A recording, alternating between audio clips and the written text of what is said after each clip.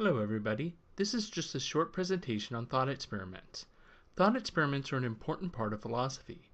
You're probably used to performing thought experiments of some varieties yourself, but sometimes thought experiments in philosophy can engage in what seem to be pretty wild flights of fancy, and sometimes this takes students by surprise.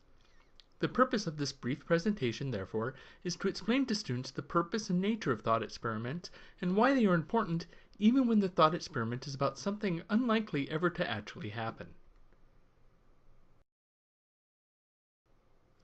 I decided to make this presentation because many students react strangely to thought experiments because they often ask us to imagine situations far outside of our realm of experience. The German word for thought experiment is Gedankenexperiment. You do not need to know the German, of course, but the term is often used in philosophy. In fact, thought experiments, or Gedankenexperiments, are, apart from the methods of logic itself, perhaps, if not the primary tool of Western analytic philosophy, they are certainly a primary tool. But they are not limited to philosophy. Such experiments have helped the sciences advance as well, although it might be argued that when the scientists were engaging in these thought experiments, they were actually engaging in philosophy. Philosophy has been tied with the sciences since its beginnings, and indeed the sciences were once all classified under the heading of natural philosophy. But I digress. The point here is that the role of thought experiments stretched beyond philosophy itself. Thought experiments do not always ask us to imagine wild and far-out scenarios. Indeed, some may not ask us to stretch our imaginations that far at all. Sometimes thought experiments might ask you to imagine something as mundane as, what ought I do morally if I were to find out that one of my friends were cheating on another? Such a situation, unfortunately, isn't especially uncommon. But not all thought experiments involve such standard and readily believable premises. Sometimes they require that we imagine things that are a bit out of the ordinary, and sometimes students balk when thought experiments ask them to imagine something that seems entirely out of the realm of reasonable possibility. Consider something like the following. Imagine an alien race from another planet that has, after a long journey, made it to Earth. Further imagine that this species is just as intelligent as human beings are, has a society just like human beings do, and display the same kind of emotions and so forth, or at least seem to in terms of their behavior. Now imagine that these aliens are composed of what we think of as completely inorganic materials. Of course, these aliens find the composition of life on our planet quite strange as well. The aliens visit Earth because their planet's sun has begun emitting powerful flares and their planet is in trouble. They need a new place to live. Their technology is superior to our own, but we have an entire planet and they only have a few hundred ships. If it came to war, it would be difficult to say who would win. A war like this has never been fought in either the aliens' history or in our own.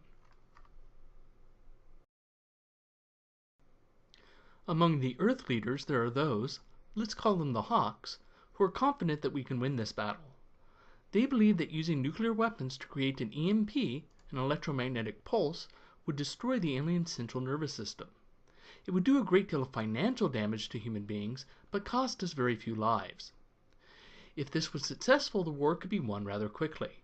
Indeed, one major advantage to this tactic is that we could then recover much of the alien technology. But there are also the doves among the Earthlings, and the doves object that these aliens just want a place to live, and that they are living, feeling beings as well, just like us. Killing them essentially is killing a person. What is more, we are talking about genocide. The Hawks just scoff at this. They say that the aliens do not have organic brains, that no matter how much they may appear to behave or appear to show emotions, they do not actually feel them.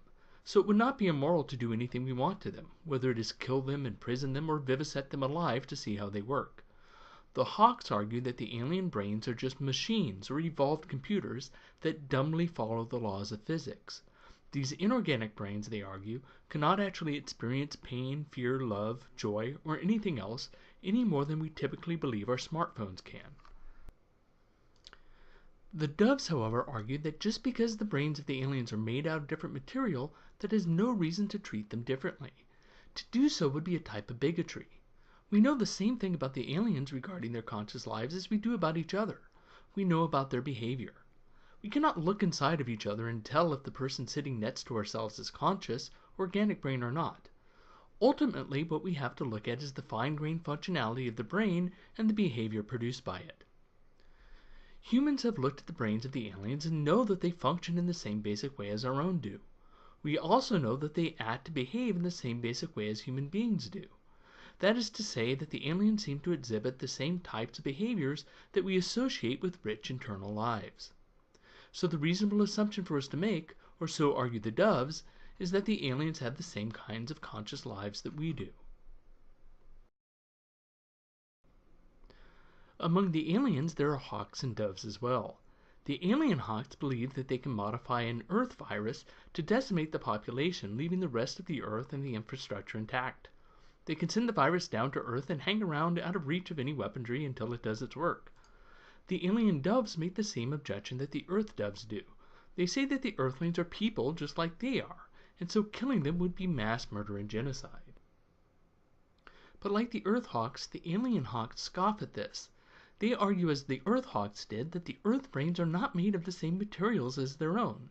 They argue that their own brains produce emotions, feelings, and so forth, but they do not have any reason to believe that the weird molecules that make up human brains do anything of the kind. Meat brains are just biological computers as the hawks see it.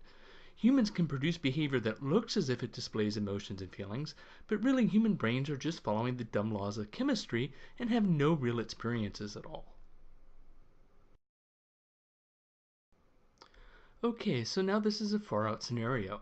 I not only asked you to imagine that aliens visit the Earth, I asked you to imagine a very specific set of aliens who react in a very specific way, and also that human beings act in a very specific way. A student might very well argue that the odds of anything like this happening are about as good as winning the lottery while getting struck by lightning, just as one is discovering buried treasure while at the very same time being elected President of the United States. In other words, a student may ask why we are spending time discussing something that is never going to happen, and for this reason sometimes students are tempted to tune out thought experiments like these. But, as we will see, that is missing the point. It is missing the point because the thought experiment we just discussed isn't about preparing for an alien invasion. If we were actually worried about such an invasion, yes, we would indeed be wasting our time. But that isn't the purpose of the experiment. Instead, the thought experiment is designed to test our reasoning and intuitions regarding the source of conscious experiences. We'll see more about this later. But before that, the most useful way to understand thought experiments is perhaps through a direct analogy to empirical experiments in the sciences. That is to say, experiments of exactly the same type that you would find scientists conducting in a laboratory. Suppose you were a research psychologist and you wanted to know if high temperatures of a certain range were correlated to aggression in mice, with the hopes of seeing if this generalizes to other mammals and perhaps humans. But mice first. Science progresses in steps. So how would you test for this? Well, experiments typically have at least one test group and one control group.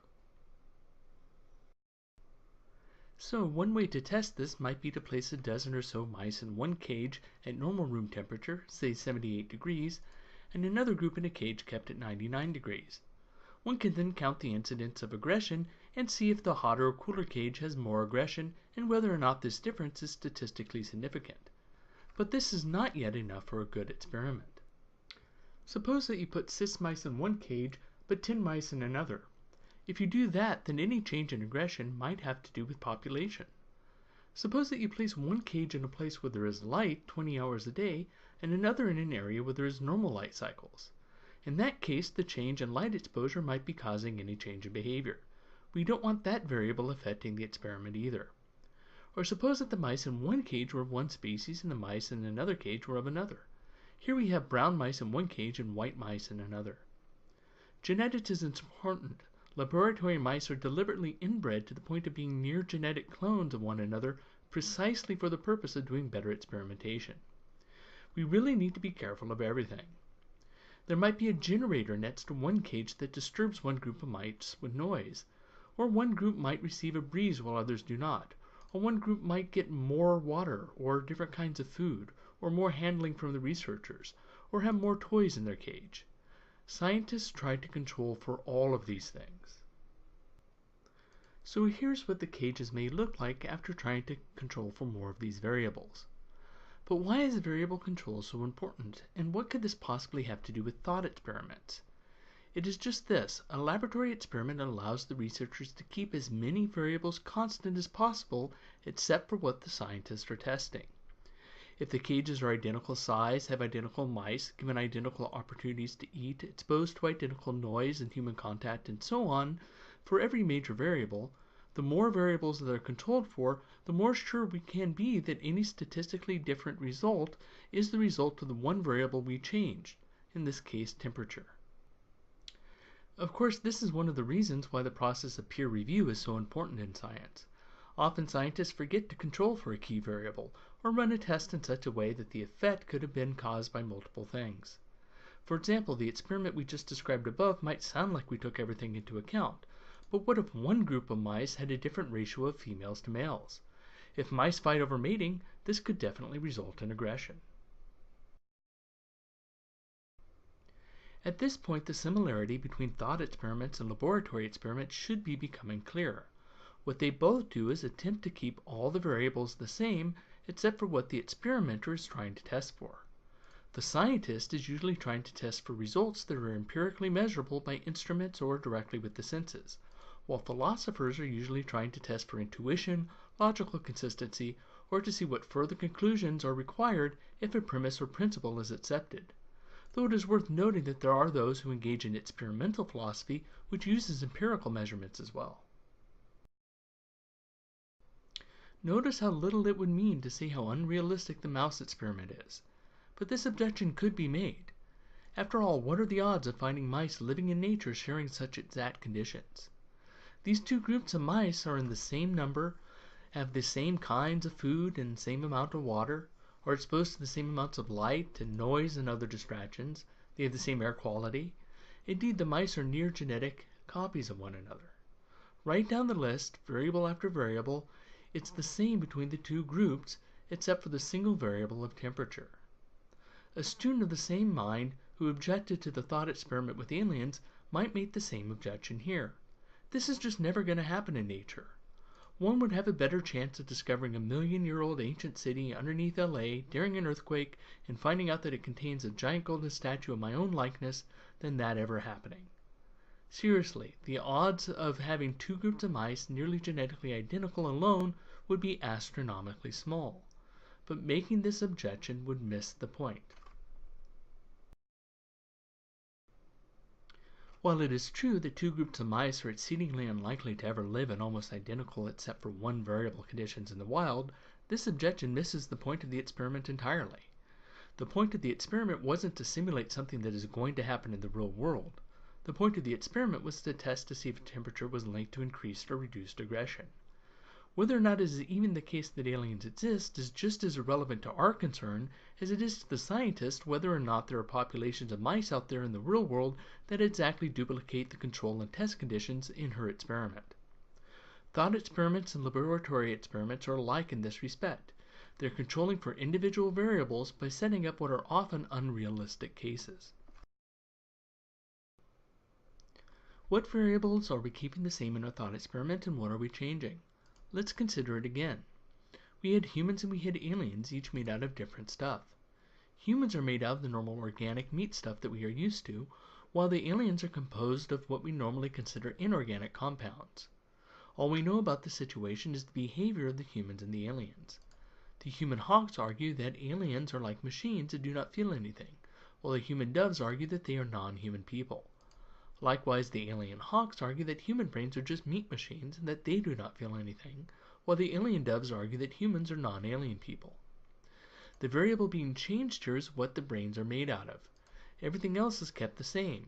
The fine-grained functionality of the brain, the behavior that seems to indicate conscious experience, and so forth. Both groups behave exactly as people do. The aliens speak, strategize, and develop technology and culture and art and so forth, just as humans do. The question that one is being forced to consider, however, is whether or not the aliens can be conscious if their brains are made out of different stuff. Suppose that you side with the human doves.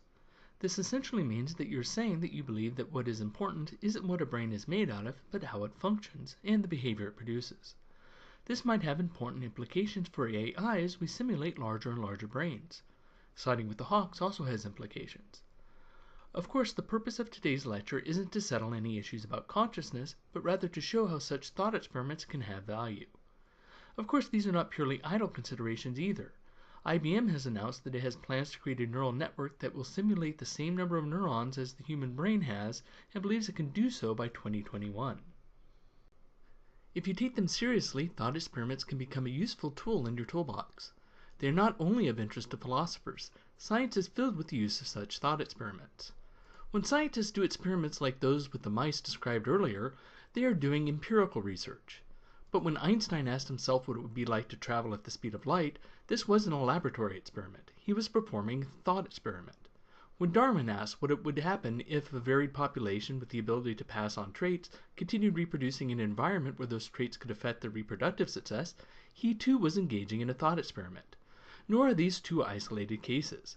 Thought experiments are used in a wide variety of fields, from physics to chemistry to astrophysics to computer science to psychology and psychiatry, and many, many more. I've taken the time to present this lecture to you because, since this is a philosophy course, we will likely be looking at numerous thought experiments throughout the semester, and it is important not to be thrown by the fantastical nature that some of them take. Until next time.